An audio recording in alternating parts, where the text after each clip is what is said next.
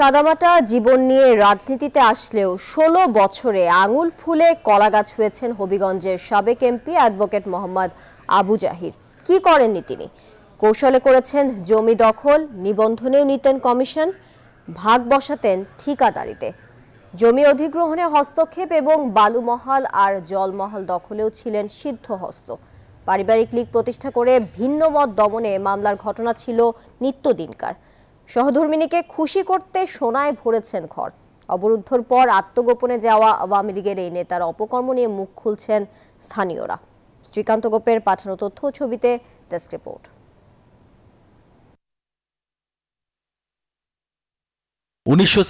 সালে আওয়ামী লীগ ক্ষমতায় আসার পর থেকেই ক্ষমতার দাপট শুরু হবিগঞ্জের আবু জাহিরের।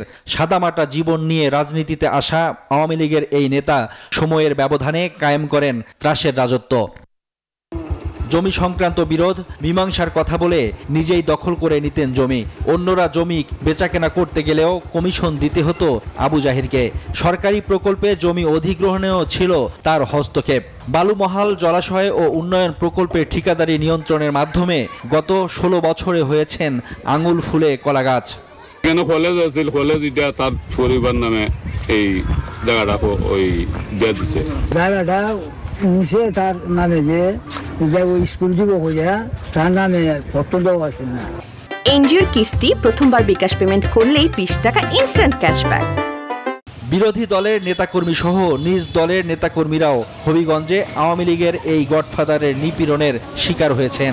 পরিবারের সদস্য ও স্বজনদের আওয়ামী লীগের বিভিন্ন পদে বসিয়েছেন, বানিয়েছেন স্থানীয় সরকারের জনপ্রতিনিধি। সাংবাদিকদের শায়েস্তা করতেও ছিলেন সিদ্ধহস্ত।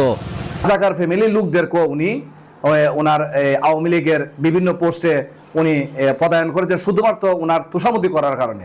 আবু জাহিরের বিরুদ্ধে লিখতে গিয়ে আমাকে যে 4টি ডিজিটাল মামলা আবদ্ধ করা হয়েছিল, সেই ডিজিটাল মামলার ভয়ে হবিগঞ্জে কোনো সাংবাদিকই পরবর্তীতে আর তার বিরুদ্ধে কোনো লেখার সাহস পান নাই।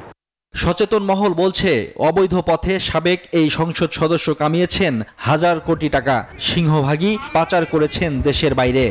আমরা আশা করব ভবিষ্যতে যারাই রাজনীতিতে থাকবেন তারা যেন রাজনীতিতে ওই নিজের পরিবারকে প্রোভাইড করার জন্য চেষ্টা না করে, যারা ত্যাগী কর্মী, যারা সৎ নিষ্ঠাবান কর্মী, তাদেরকে যেন উপরে ওঠার সুযোগ তৈরি করে দেন।